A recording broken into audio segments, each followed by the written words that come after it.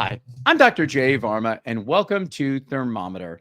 On this channel, I check the temperature of health in the United States and around the world and give you expert insights on infectious diseases and public health. This is our weekly episode of Inside Outbreaks. And on these episodes, I review the latest outbreaks of infectious diseases, the outbreaks that you need to know about.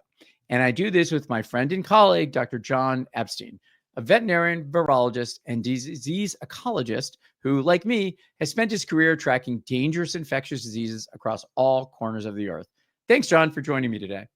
Thanks for having me, Jay. How you doing? I'm doing well today, and our topic today is actually very geographically limited. So I'm going to start with a more casual question, Jon. Do you go with your family to Florida very much? Yeah, it's funny you ask about that. The answer is I do now. But growing up, I never had relatives in Florida. And I was always so envious of my friends at school who every winter break visited grandma and grandpa down in Florida, probably went to Disney. And I was stuck up in New England in the freezing cold. So I am happy to say that I now have an outlet down there because, my father has moved down there for the winters. Okay, so you get to go there very much, and I have not been in a few years. My kids played competitive soccer, so I found myself in Orlando, I think for 3 or 4 years in a row in the 2010s at various soccer tournaments, and grew to not really. I basically got out Disneyed out. I think I'd had more than enough at Disney and Universal Studios, and I have loved going to Miami. I think it's a very fun place, but I haven't actually spent much time in the rest of the state. But there were two stories that popped up in the past week with infectious disease links to Florida and to climate change. And I thought, given it's the summertime and lots of people are vacationing in Florida, I thought we would cover these two issues because they have some relationship to each other, but they more importantly are part of this outbreaks that you need to know about that we're trying to cover. No, it sounds good. And I mean, it's funny we have to remember there are also still people who live in Florida. It's not just coming down for the winter. So even though it's summer and we're getting plenty of heat up here, there are Okay, some you poor called me souls out. who are, in the Florida summer that still need to have this information too. Yeah, I guess I just automatically assume that all our viewers are going to be in the Northeast or maybe scattered around the world. But you are absolutely right. So if you're listening or watching this from Florida, I'm sorry that I just overlooked you. But more importantly, I'm glad we're covering a topic that is even more relevant to you. And the first one is not just linked to Florida, but it's also linked to shellfish. And I don't know about you, Jon, but I actually do enjoy having raw oysters. Knowing, however, that there is a risk, and that risk is growing if you're particularly from Florida. And what I'm talking about is that the Florida Department of Health reported 11 cases and 4 deaths from a bacterial infection found in shellfish in July 2025. That infection is known as Vibrio vulnificus, and it's one of the deadliest foodborne diseases in the United States. About 20% of people who get that infection can die.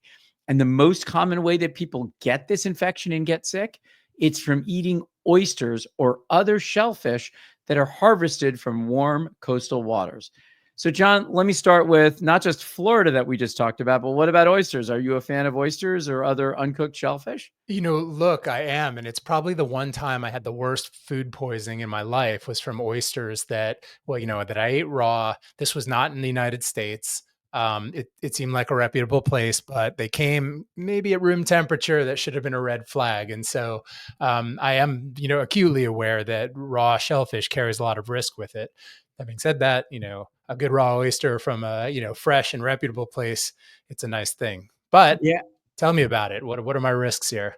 So I'm going to guess that probably what you had was norovirus, which can be a very common virus that can contaminate shellfish. But what we're talking about here, these deaths in Florida, is a bacteria, Vibrio vulnificus, which thrives in warm coastal waters, particularly where the salt level is a little lower than might be normal. And it's transmitted basically through 2 ways. One, if you get into that water and you have an open cut on your body, that cut can get infected. It's a very bad, dangerous skin infection that can be caused. Or you get it because, as I mentioned, you consumed raw seafood. And the peak incidence of this bacteria is usually in the summer months. So considered June to September, which kind of coincides with the optimal time, kind of the optimal warm water conditions that let this bacteria grow a lot. And so, Jon, we talk a lot on this about this show about climate change. What do you think is happening to those waters in Florida, and how might that be Exactly. related to this? Yeah, look, Florida is kind of, doubly blessed, or however you want to think about it, in terms of climate change. Number one, within the United States, it has a lot of coastline. So there are a lot of people living on the ocean there. And as we know, sea surface temperatures are rising as a result of climate change. So when we talk about warm oceanic waters, that is increasing, and Florida is going to feel that acutely as compared to some of the northern states. Yeah, and because it's a coastal area as well too, it's got a lot of big seafood industry, and Yep. then, of course, it's got a lot of tourism. And what is worrisome about this is that these infections, these deaths, as I mentioned, there were several deaths associated with this, 11 cases and 4 deaths of Vibrio vulnificus in July 2025. Cases have started appearing as early as May, and Mhm. that also indicates that the waters are warmer longer in the season. So instead of peaking, let's say in June, they're now starting about a month earlier than that. And this trend has been going on now for several years. And the reason it's particularly worrisome, as we said, is that most foodborne infections, they give you what? Upset stomach, nausea, vomiting, diarrhea. You're laid out for a day, 2 days, maybe 3 or 4 at the most. But this is a disease that, particularly if you have an underlying medical condition or a weakened immune system, can really put you at risk of severe illness. People who get this infection can effectively die from it. It causes such overwhelming infection. It spills over into your bloodstream. And also, if you're an otherwise healthy person and you have an open skin lesion, a skin wound somewhere, it's known as a flesh-eating bacteria. And that's because within a half a day, 12 hours or so of getting exposed to this water, it can basically eat through your skin and make you severely ill if you don't get antibiotics and really good wound care immediately. Yeah, and this is the kind of thing. So we talk about any bacteria is capable of making a wound worse. But what's particularly bad about this one is how rapidly the onset of necrotizing fasciitis, right? This is the Yeah. medical term for that degradation, that cellulitis, that decay of skin around a wound. And of course, the risk is when it gets into your bloodstream and becomes systemic, you get that septicemia. And I'm guessing, Jay, that is the part where the mortality rate is highest when it's a whole body systemic infection. Yeah, I mean, the way to think about it exactly as you mentioned is that, our biggest, actually our largest and most effective immunologic organ is our skin. We are constantly exposed. We just like rub a surface right now. We're exposed to tons and tons of different microorganisms, bacteria, viruses, other things. And our skin is what keeps us healthy. But as soon as that skin is exposed, if you get exposed to a dangerous bacteria, you've lost one of your layers of defenses. Yes. And this bacteria can kind of eat through that skin to the fascia, as you mentioned, which is the area below the skin that connects you to the muscle and the tendons and everything below it. And then eventually it seeps even lower and breaks into your bloodstream. And then the other pathway, of course, is the shellfish. And this is the one that we worry about the most because, people are going to generally know that if they have a cut or something, to cover it up, probably stay out of the water. But as you and I just talked about, a lot of us like to eat shellfish that isn't necessarily been cooked completely, right? Yeah, and what's interesting about raw shellfish or going to a raw bar is you often know where the shellfish comes from. They'll have an oyster menu. They'll say this is from Puget Sound or this is from Chesapeake Bay or Long Island Sound. So there's the northern, northwest, and northeast regions. But if it's local, if you're in Florida, if you're in the southern Atlantic region and you're getting local oysters, that should raise some bells about the fact that this could be warm water, warm weather months. Do I need to worry about an increased risk of bacteria? And then we need to talk about, what do you do? I mean, aside from avoiding raw shellfish, I mean, what's the guidance in terms of consuming shellfish at all, right? And that is cooking, either boiling it for a certain amount of time, frying it 10 minutes at temperature, so you're making sure to kill that bacteria. But it's really the consumption of raw and undercooked shellfish that presents the greatest risk in the regions where there's those warm waters and risk of exposure to this bacteria. Yeah, the public health guidance, unfortunately, is to not eat raw oysters or other raw shellfish. Yeah. And then if you don't do that, you need to cook them and cook the shellfish.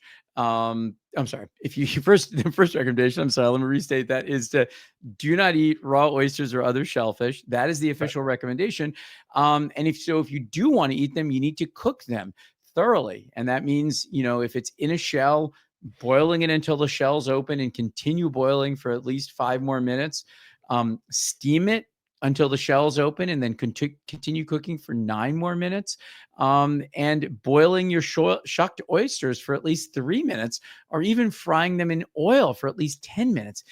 But the reality is, Jon, a lot of us are just not going to do that, right? And in those situations, I don't think there's much people can do other than probably trying to avoid raw shellfish that comes from specific waterways, right?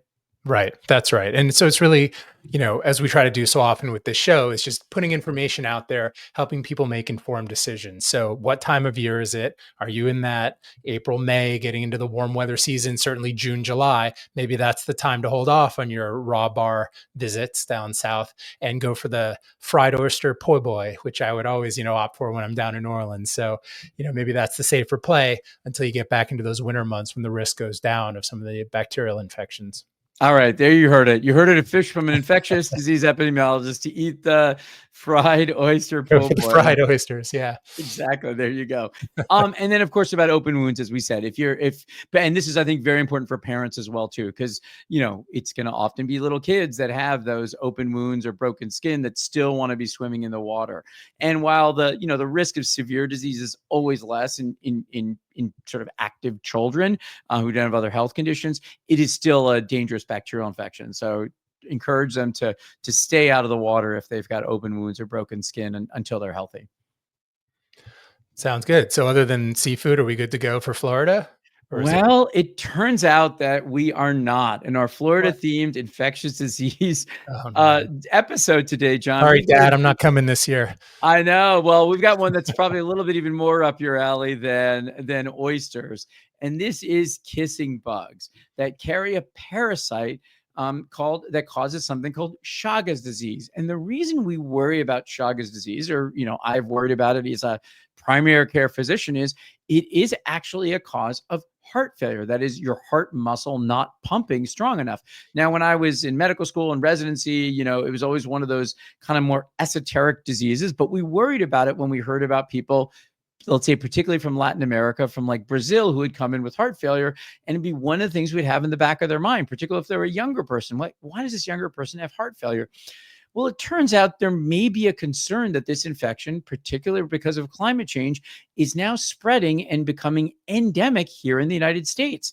So what did we find out? What we found out is that there's scientists from the University of Florida and Texas A&M.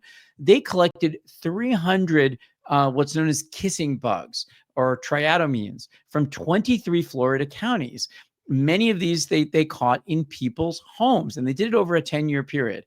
And what they did is something really interesting. They went and actually analyzed what these bugs had eaten before they were caught, and before they died. And what they found is that many of these had last fed on a human. So they found human blood in the stomach of these bloods. But even more worrisome, about a third of them were carrying the parasite, Trypanosoma cruzi, which causes Chagas disease and heart failure. So just to summarize, what happened was, over a 10-year period, they caught a bunch of these bugs, and they found that a lot of these bugs had been biting on humans. And not only had they been biting on humans, they contained in them the bacteria or the parasite that can cause this dangerous condition of heart failure. That's right. And so these reduvid bugs, or the triatomines, they're pretty expansively found in wooded areas, throughout South America and into, central and a bit of the southern United States. And what's happening is, as neighborhoods are expanding, suburban sprawl into wooded areas, they're starting to become more and more peridomestic. We're seeing them around households. And so what this study is clearly finding is that as we have increased exposure to these bugs that bite and take blood meals, is that they are coming into contact with people taking blood meals, and those that are infected with the trypanosome parasite are infecting people. And so that, of course, brings up the risk of this disease, which we historically, traditionally associated more with South America, with Latin America, where Chagas disease is more common. It's still pretty rare, but what this is noting is that we're starting to see some cases in the southern United States.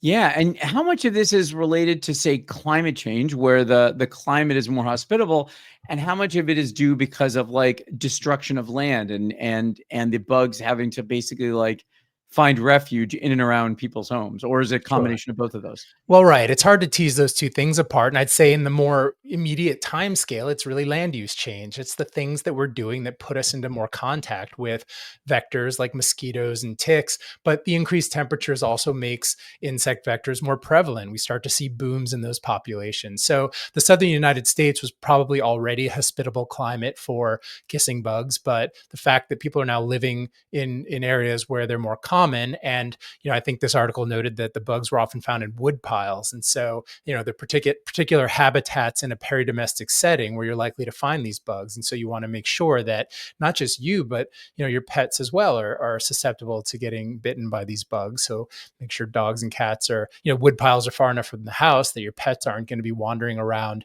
those areas where they could be exposed and bitten as well. And so it's really land use change. But what we're going to see with climate change is a growing geographic range of these bugs and other vectors for disease. Yeah, I mean, it raises. I mean, we've been hitting on this topic a bunch, and I think you and I have talked about maybe having a separate episode related to different types of pets. But it does raise this question that if if dogs become commonly bitten by these parasites and help sustain this. I'm sorry, help sustain the kissing bug population and the parasite circulation and spread it to more of them. It becomes a real risk, right? The pets that we have as companion animals, the ones that give us comfort and give us joy in our life, may be a source of danger to us because these, we talked before about influenza. We've talked even about plague before, but what are your thoughts on that about, how we're going to protect our companion animals, both so that they stay healthy, but also that they don't sort of become an intermediary for illness in us as well? That's right. And so while I don't know that there's evidence for direct transmission of trypanosomiasis from pets to people via these bugs, I think we also have to worry about the pet's health. The dog and cats may be impacted by this parasitic infection too. And so, these are the other things we want to pay attention to. And I'll tell you a story. There's a related parasitic disease, another trypanosome called Trypanosoma evansii, which causes a disease called Suri, which affects horses and hoof stock. And this is common in Africa and Asia. And I was involved in an investigation. There was a die-off of Sumatran rhino in Malaysia. This was years ago, but it was in a preserve. And these are incredibly rare animals. And so their health is of super importance. They're trying to breed them. They're trying to restore the natural population. At the time, there were only about 60 left in the wild. And so this was a reserve that had about 12 of them, and a number of them died.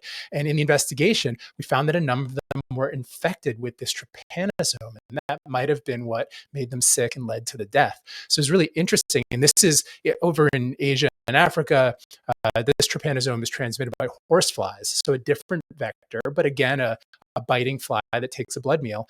And the reservoir might be cattle, might be other host stock, but it was in this case transmitted to these rhinos. So there are real animal health impacts for these types of parasitic diseases as well. And so coming back to your question about pets, I think that's something we want to pay attention to in some of the southern states. If we start to see Chagas disease, is what will the impact be on our domestic animals' health as well?